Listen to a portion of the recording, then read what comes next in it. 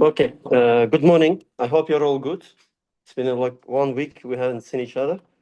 So I have not finalized the grades for the midterm 2. I couldn't submit it. Before submitting, I'm going to share with you the final grades for the assessment 1 and 2. So sometimes I might have some mistakes or something. So you would be better to see it as well before you submit the grades. So I'm planning to do it today. Unfortunately, today I cannot accept anyone as an office hours. I might be able to accept you on Thursday. So I will submit it on Thursday. But before Thursday, I'll just send you the grades to you.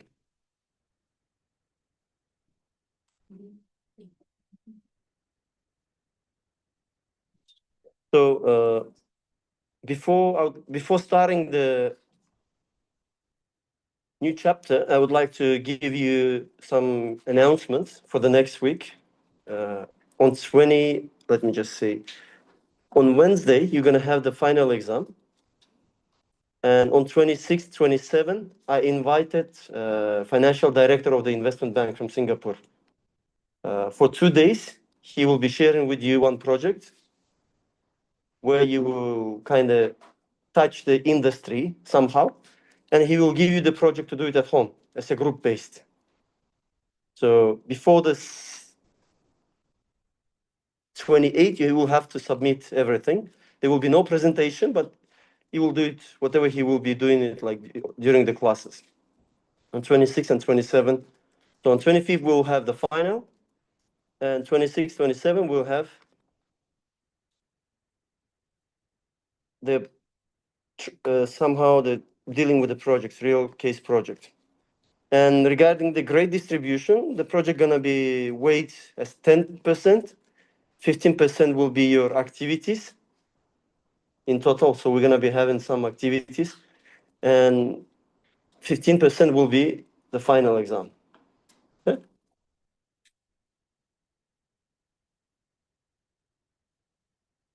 Okay, stock and the stock valuation. So we will basically explain the basic characteristics of the common stock. We'll define the primary market and the secondary market in the stock market. We'll be calculating the value of the stock with a given history of the dividend payments. And we'll basically explain the shortcomings of the dividend pricing models. So, my bad. So that shows I'm really still sick. Thank you. The online guys, they see it, but not you.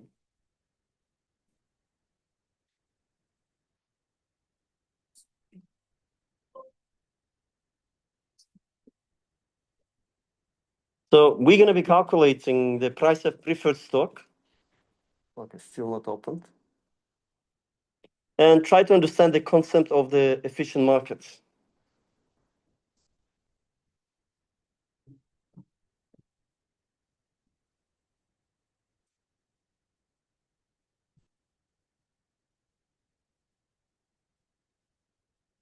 No. Okay, perfect. So the characteristics of the common stock, it's basically, it's in a vehicle for financing certain projects for the corporations.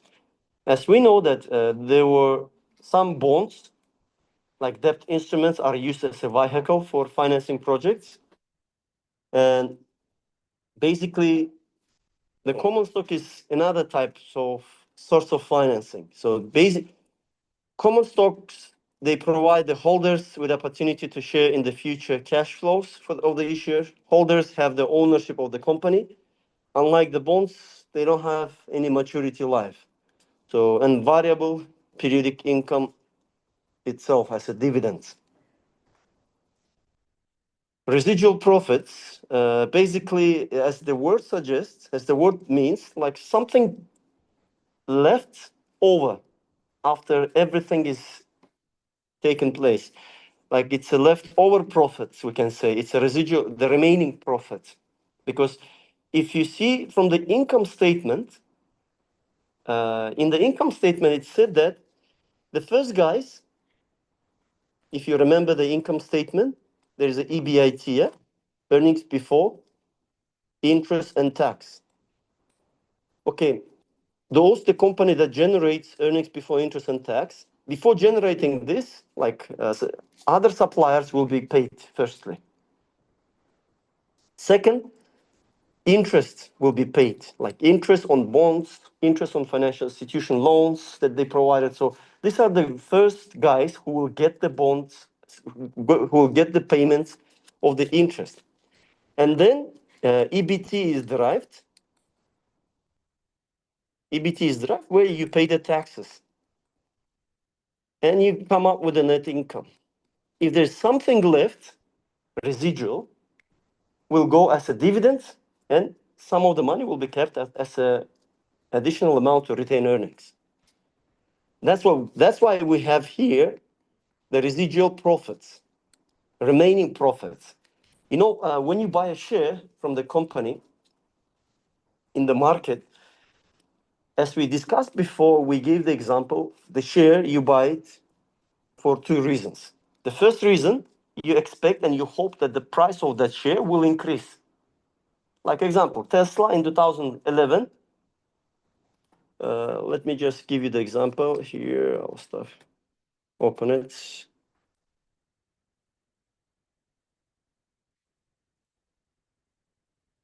In 2011, Tesla historic.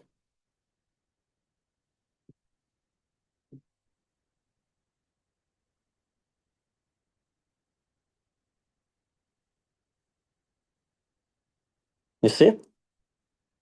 Just a second. Let me share with these guys too. Otherwise, they will not have a clue what we are talking about. Okay. Now, see the Tesla price in 2011, almost $2. Yeah, $1 even in 2010. $1. See the price in here in 2025, $410. So the person who buys the Tesla in 2010, let's say just 1,000 shares with $1,000, he would have ended up like with $40,000 now or $400,000 now. So that's the main reason why the investors, they would like to purchase certain shares. Like that's the main idea that stands behind it. And the second thing is like shares are purchased is due to the dividends payment. And you know, sometimes dividends are not paid. You cannot do anything on that. For example, I had a case. I have a share, and I'm supposed to receive the dividends. But the company officially said, due to some financial difficulties, we cannot pay the dividends now. So in my real case, like I'm supposed to receive for 2 months of dividends, like I'm receiving the dividends every month. But the company officially declared like I cannot receive it now. So I cannot go and sue it because dividends are not obligated as interest payments. The priority is always with financial institutions. So sometimes the company might be willing to buy dividends. So the shares with no dividends, and sometimes with dividends. But most of the cases, the companies, the investors, they buy the shares of any specific companies with the hope that the price will go up. Imagine you could have bought it or your for $2,000 in 2010, just $1. Now is 329. You would have made it really good money. You just buy it and leave it, and whatever happens. But it doesn't mean, guys, you have to go and buy it. Do you know? I don't know. Did I tell you or not that the financial market is not the place where you can buy and sell directly the stocks, because stocks could be traded in the financial market using the brokers, like official legalized brokers, not the brokers that are in Facebook pop-ups, in Instagram pop-ups, like that offer you 50-60% per month income. So I hope you're not going to be in that trap in the future. So you should be very careful. So how can we get the legalized list of brokers that could help you to trade, to buy and sell? You know, it's not, in my case, I'm using the Jusan financing, Jusan Invest. They're one of the brokers. I like them because they have a platform and it's very user friendly. Where I just give an order, I want to buy 100 shares of Air Astana, and they will buy it. But that order is not executed immediately. It takes some time. Sometimes it can take like 1 week. Sometimes it can take 2 weeks, and so on. So for the brokers, we can see here brokers cassette.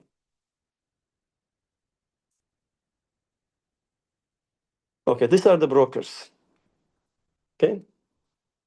Okay, if you go to enter to the market through the BCC Invest, Bank Center Credit Invest, these brokers are dealing with not only stock exchange market, but also with market makers. Some of them are dealing with the derivatives, you see, Forte Finance.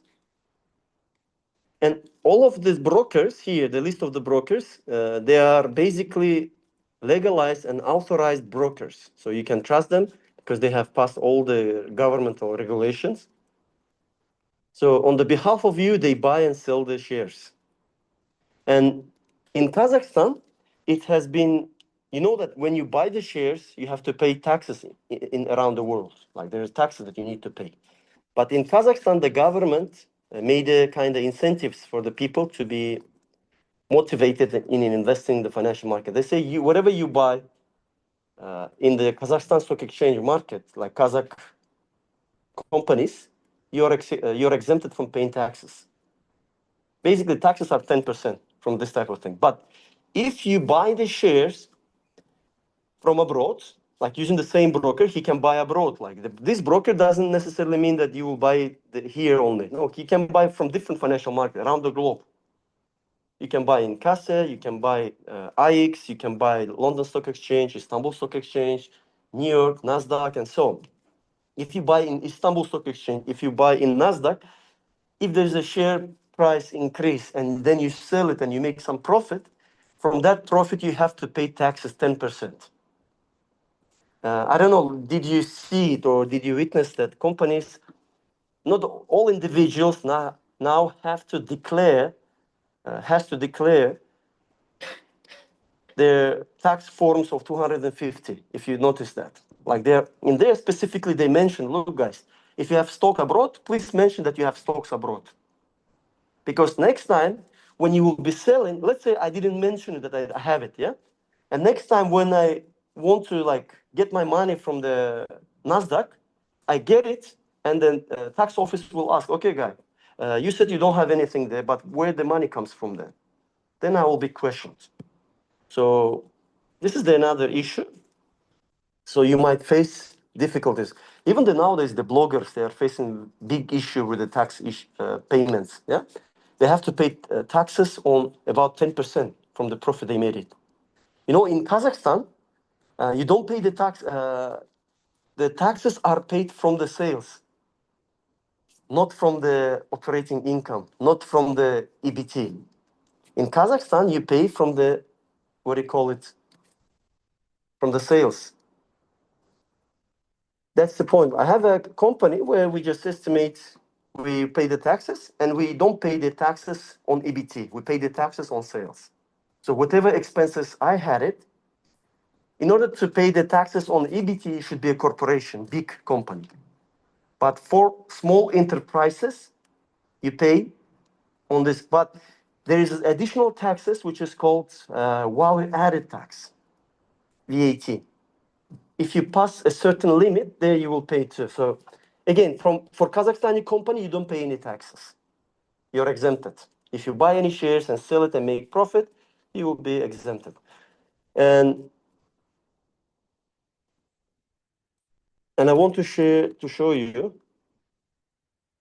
for example, bonds here, corporate. Once we are here, because I didn't show it to you. Here. Look at the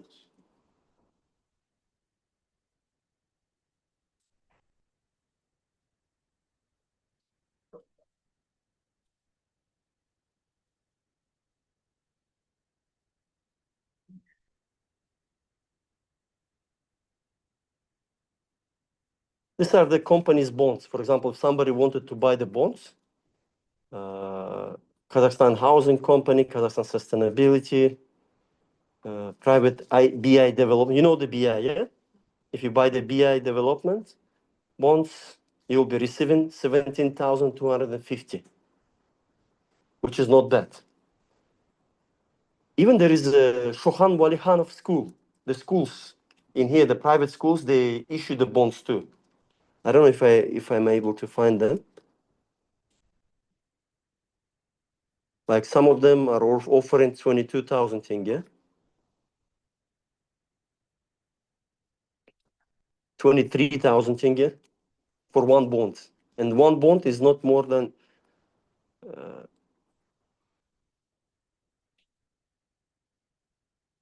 okay, that's what we have. 22,000 tenge. And you know how it's being priced. Like if you go for one, what Basi Bank wants.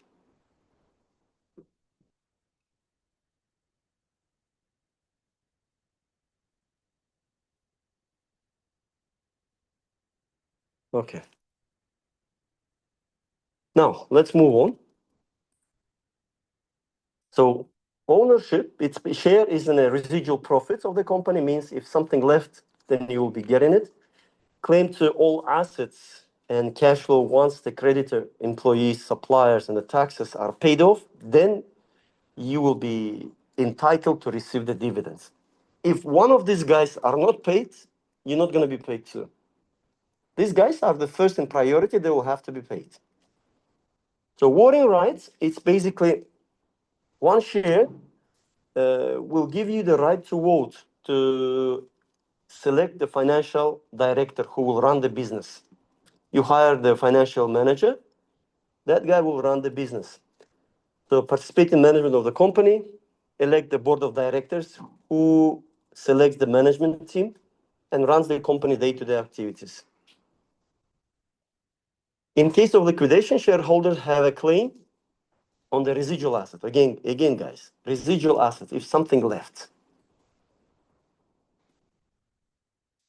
Standard voting rights, typically one vote per share provided to shareholders to vote in board of elections and other key changes to the charter by laws. So can be altered by issuing the several classes of stock. So no, there are some other shares that could be without voting right, and some of them has got the super voting right, which provide holders with a multiple votes right for one share. Basically, when you buy one share, it's just one vote. But if it is the case of super voting right, then it might be like 5-6 votes per share. And no maturity date, as we talked about it, considered to be permanent financing, infinite life. And there is no promised date when the investment will be returned back. Like when you buy that share, let's say you spend $10,000, nobody will give you guarantee and tell you like, look, you will receive your investment back in 10 years or in 5 years. It could be the case that you can receive it in 1 year too. Like the price could jump to the top level, to the highest level in the pricing, then you can sell it, and so on. Dividends and their tax effects. The companies pay the cash dividends periodically and to their shareholders out of the net income. Unlike coupon interest paid on bonds, dividends cannot be treated as tax deductible expense by the company. So for the receipt, however, the dividends are considered to be taxable income. So basically here, when you pay the dividends, you cannot show that you've made the expense and after that you have to pay the tax like based on the remaining amount. No, you pay the tax, you know the income statement EBT, you pay the tax, you derive the net income. If there's something left over, then you will pay the dividends. And that dividend, the shareholder that he will be receiving, he will have to pay the tax on that too. Again, for Kazakhstan case, I explained it, but for the case of like international market, it's different. Authorized shares, it's a maximum number of the shares that our company may sell as a per charter. Issued shares, the number of the shares that has already been sold. in the company are either currently available for the public or held by the company for the future uses, such as rewarding employees treasury stock. So treasury stock is basically non-dividend paying or non-voting shares being held by issuing firm right from the time they were issued first, and the shares that have been later repurchased. So Kaspi, 2 years ago, they officially announced they will buy back their shares. Like they sold it and they said, okay, now we want to buy the shares back in Kazakhstan. And what do you think? What is the main purpose of doing that? Like why the companies would want to buy the shares back? What could be reason? Voting shares, like the shares that has got the voting rights.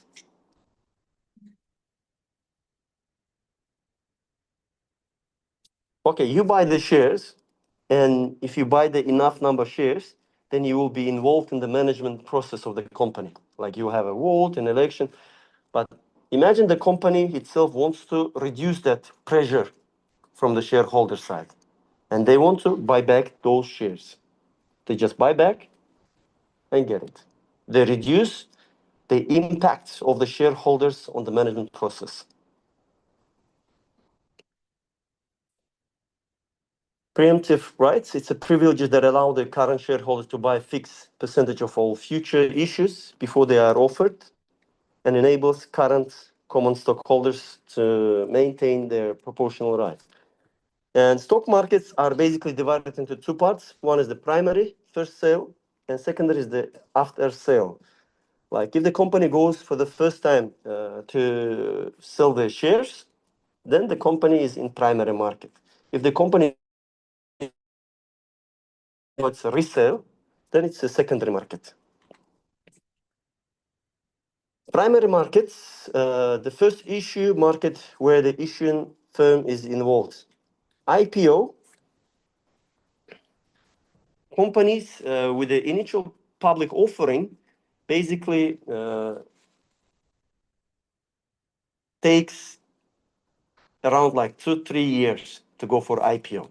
It's not easy and fast track process. Like you cannot run IPO whenever you want it. No, you have to kind of satisfy the criteria, which is set down by exchange committee, where you just, if you satisfy all the criteria, then you are able to do that. And prospectus, it's a kind of roadshow. I don't know, did you see how Air Astana were making the roadshow that they were showing like, we are going for IPO, we are going for IPO. They were like in the hotel of Kazakhstan, then in every city, the CEO, he was coming and giving some prospectus about the company. Like now we are going IPO, we have a very good potential. It was really kind of time consuming and money, in terms of money as well, to run this IPO. So there you go around to show about the future prospects about the company. And who helps you to do that? The investment banks. Investment banks, they do help you to do IPO processing. Like conventional bank, traditional banks, they are not involved in that type of thing. Traditional banks, they are mostly involved in borrowing and lending and making the spreads between the borrowing and lending.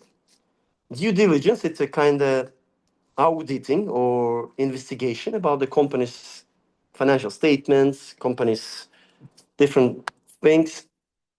Firm commitment and the best effort. Firm commitment, the investment banks agrees with the company that goes for IPO, said like, look, this is the minimum you have to pay the fee. And they agreed with that. How do they make it? How do they come up with the price? So basically, the price of the stock is determined by the demand and supply. It's not like I'm going for IPO, I will set down my price like 10,000. Like the price of the Kaspi stocks is, or Halyk, or the Kaspi, as I remember, it's 40,000 tenge. The price of the Air Astana shares, it's 750. who determines this price? It's demand.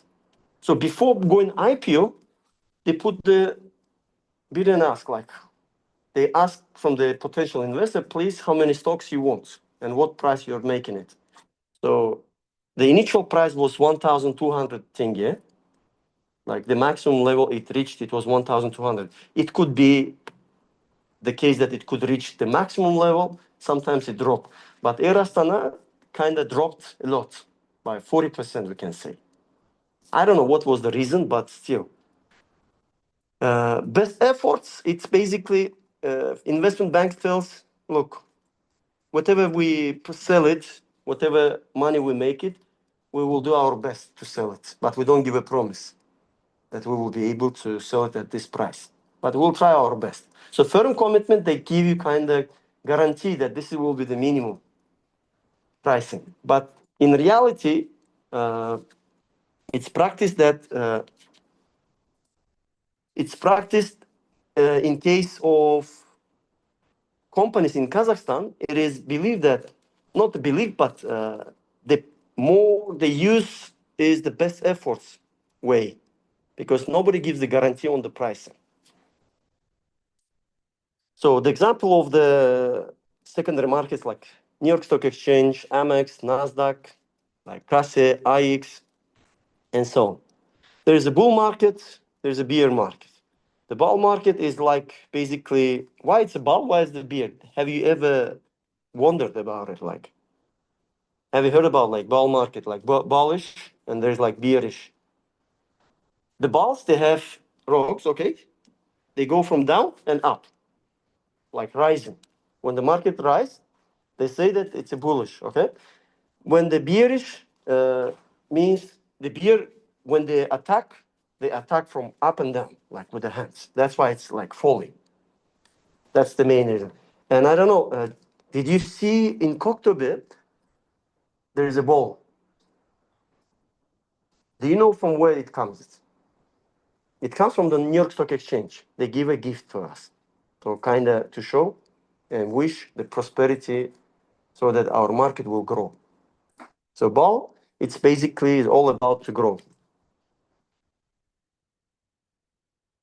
Stock valuation. So value of the share stock is the present value of expected future cash flows. The cash flows are cash dividends, future selling price, and discount rate that we use it to value. So no guaranteed cash flow information, no maturity date, and valuation is more of art rather than the science. This is the difference between the stocks and bonds. Okay, let's talk with example.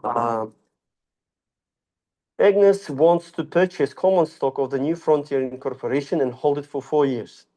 The director of the company just announced that they expect to pay cash dividends of $4 per share for the next 5 years. Agnes believes that she will be able to sell $40 at the end of the 4 years. And in order to earn 12% on this investment, how much should Agnes pay for this stock? So basically, it's a future price and dividend streams, like the one that we used to calculate as the bond value. So $40 in the 4 year. Because why 4? Because we will buy it and we will keep it for 4 years. And $4 of the dividends every year we will be receiving it, like annuity, and this is simple future value.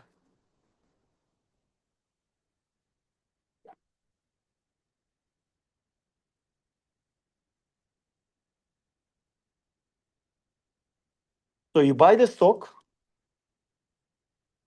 for some price, yeah? You buy it for some price. You don't know for how much you will buy it. Any price could be. But you know that you're going to be keeping this stock for 4 years. And after 4 years, you somehow predicted the price will be 40. And every year, you will be receiving $4 per share. Then what is the value of the stock today? What is the real value of the stock today? basically you're calculating PV, rate is 12%, number of period is 4, PMT is the dividend payments every year, which is 4, and future value is the like future stock price that you will be able to sell it, is 40.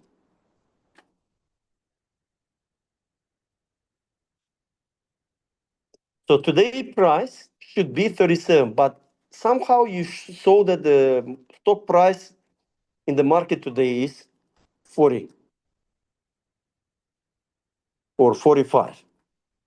You can compare and say that if you compare like the price that you will be maximum paying for the stock is 37, but it turns out to be that the today's price is $45. What it means? It means that the stock price is overvalued.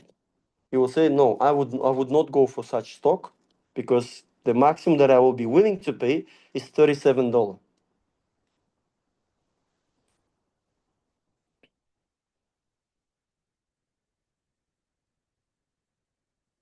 Okay, guys. Now, as to evaluate the bond and evaluate the stock, they're very, very different from each other.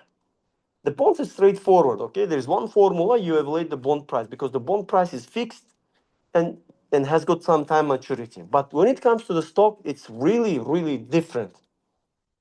There are some stocks has got the constant dividend model with infinite horizon. I mean, the stocks that pay you a fixed amount dividends forever because there's no time limit. You buy it, you don't know whenever you will be selling it. Like, for example, Warren Buffett, he bought Apple and he kept it like for 20 years. But he didn't make it intentional, like, I will buy it and keep it just 20 years. No, he just bought it and he forgot. He just said, like, I'm buying it.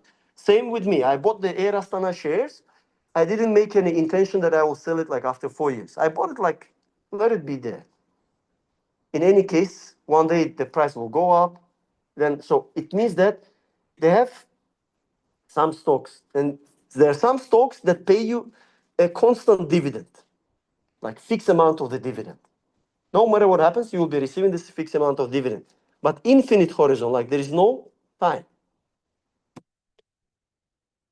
There is a constant dividend model with finite horizon, like again, receiving the fixed amount dividends, but with the specific that you say that you will be selling it after 3 years. You buy it and you will sell it after three years.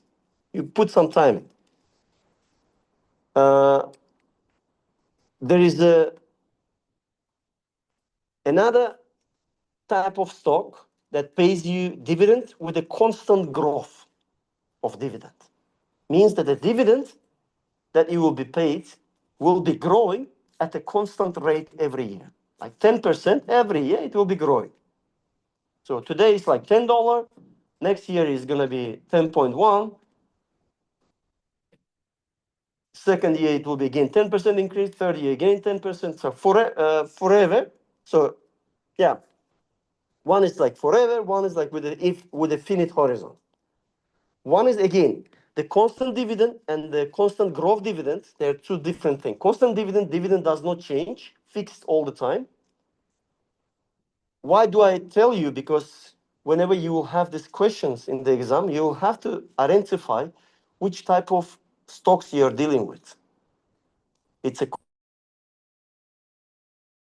constant growth dividend. And there's a fifth one, which has not been mentioned here, is super normal. Super normal growth.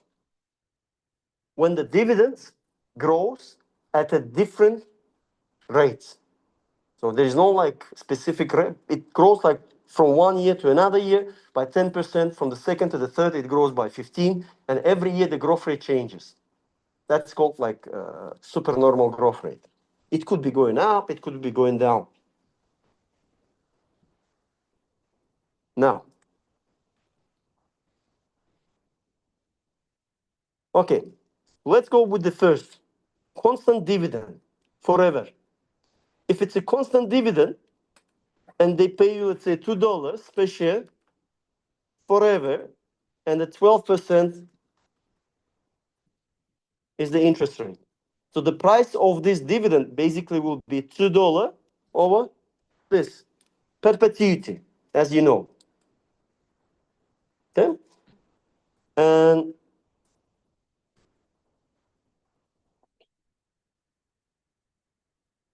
okay, this is the example.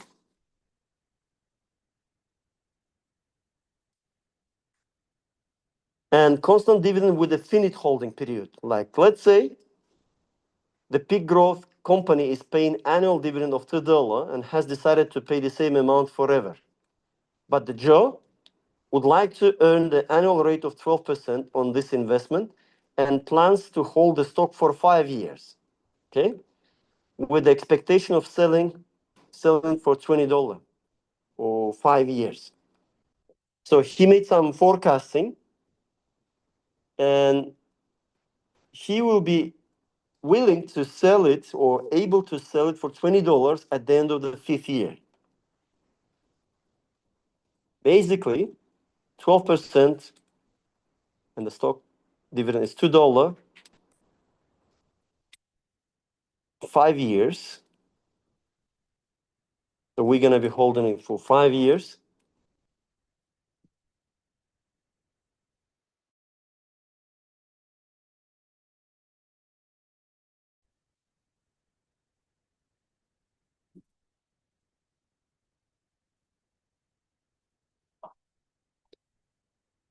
Now, with this case, we calculate just present value annuity.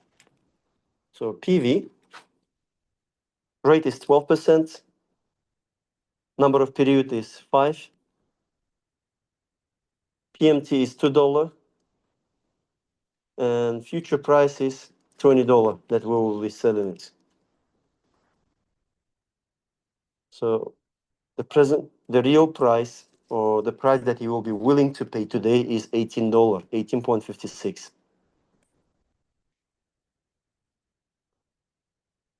Okay, guys, now let's finalize it.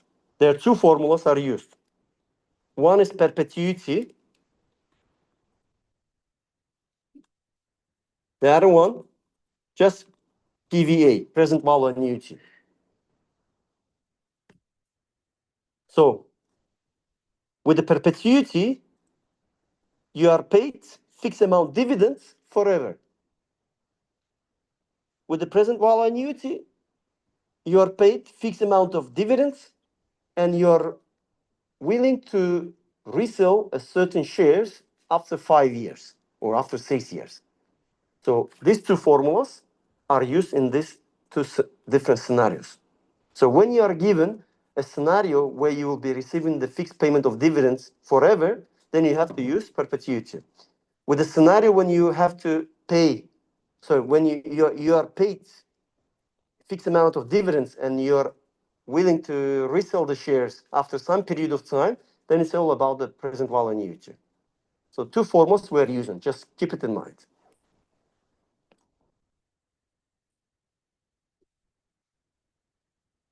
Okay.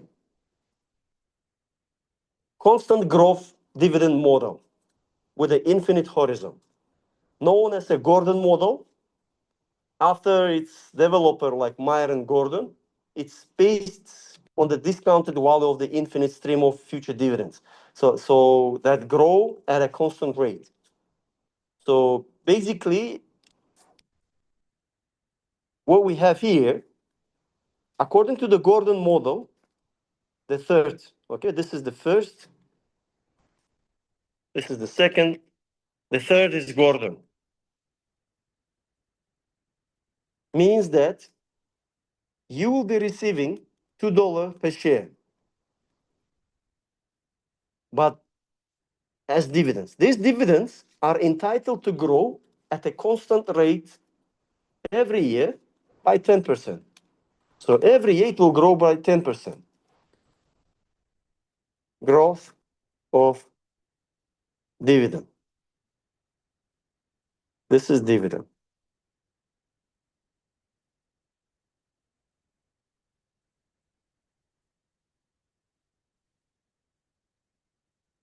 And it's forever. Okay? The time, there's no certain time. To calculate the price, let's say P0, if you want to calculate the P0, basically it's dividend 1 over R minus G. That's the formula. And let's say the R is 15% rate. Okay. To calculate the price today for this type of shares, and this is the shares where you buy the shares and you will be receiving the dividends that will be growing every year by 10% by a fixed rate. And with the rate of return 15%, you have to consider the future dividends in this price. So P0 equal to D1 over R minus G. If you want to calculate the P5 or P2, it's basically dividend of year 2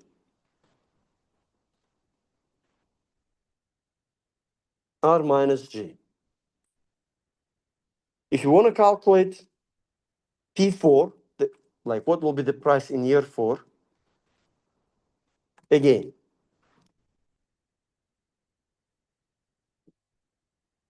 P dividend of year 5 divided by R minus G. Sometimes you might be asked to calculate what will be the price in 20 years.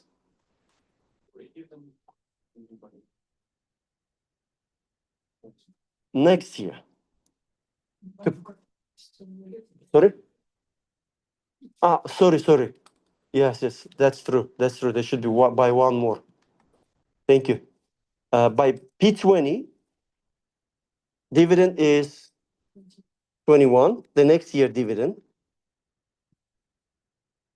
R minus G. That's the logic goal. So again, you buy the shares and you keep the shares forever, but you receive the dividends of this share every year, which grows by 10%. Now, we know how to calculate the price, but the case here, how can we calculate the dividends? Dividends can be given here as information. It's like dividends today or next year dividends or so on. If the dividends just paid, dividend is, let's say, $2, which means dividend of year 0. Just paid today is the dividend of year 0.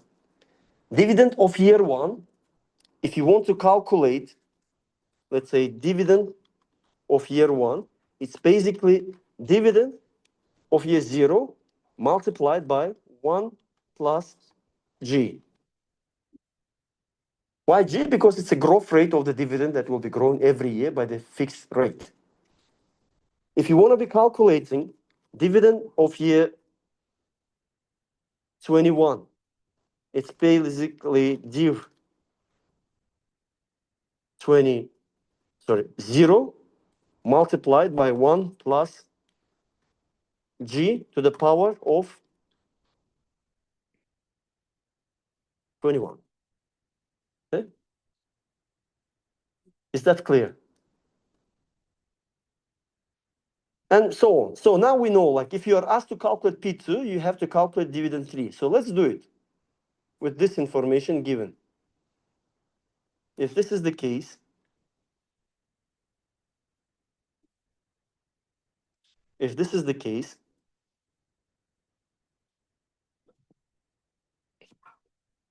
let's calculate P0, first of all.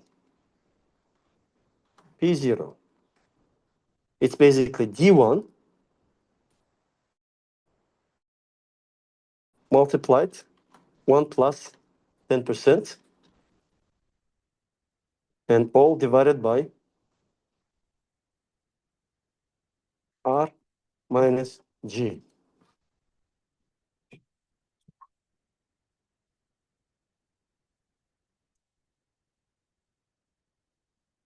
Again, this is D1.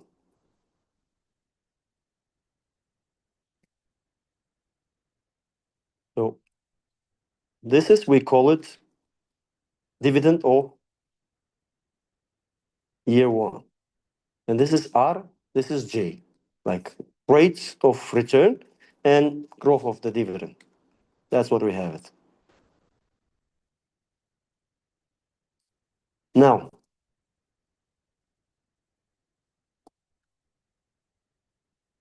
let's calculate P2. Again, 2 multiplied 1 plus 10%, yeah? But to the power of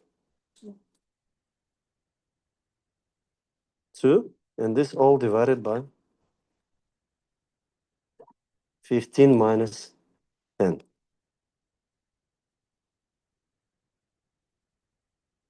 So P2 means like next year or after 2 years, you will be able to sell these shares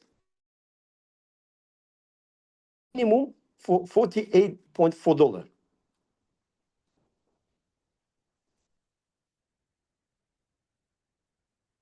P20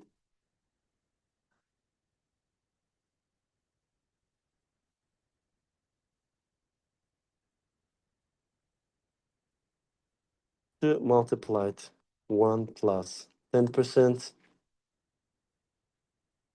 to the power of 20 divided by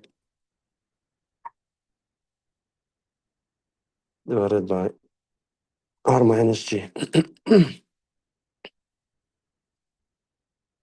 Here we go. Yes. So after 20 years, if the growth rate of the dividend is 10%, like constant, and dividend paid is $2, and the required rate of return is 15%, then after 20 years, this share will be priced as $269, almost $270. Okay. Now, okay. And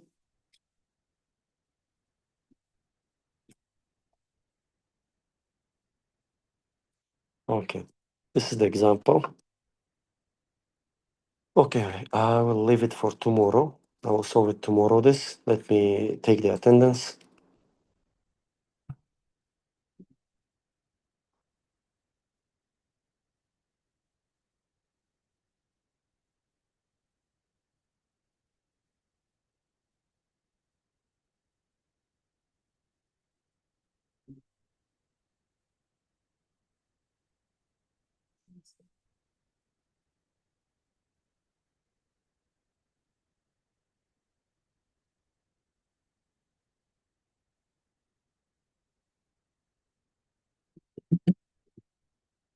Sabina, okay. Angelina, here. Adel, Ayolan, Exat, Here, Professor. okay. Diana, Arujan, Yep. okay. Dilara, Dilara here? Okay. Arujan Berikbayeva, Camila, Diaz, Anida not here. Zarema, Nazar, Ardager, Here. Diana, Bekaim, Here. Evelina, Here. okay, she's here. Ali Muhammad, Here. Dana, I'm here, Dana. okay. Maksat, Nargis, Here. Altınay? Mervert? Okay. Camila? Aziza? İnkar? Here. Aydan? Şahruz? Ayziya? Cansaya? I'm here. Dania? Sabina?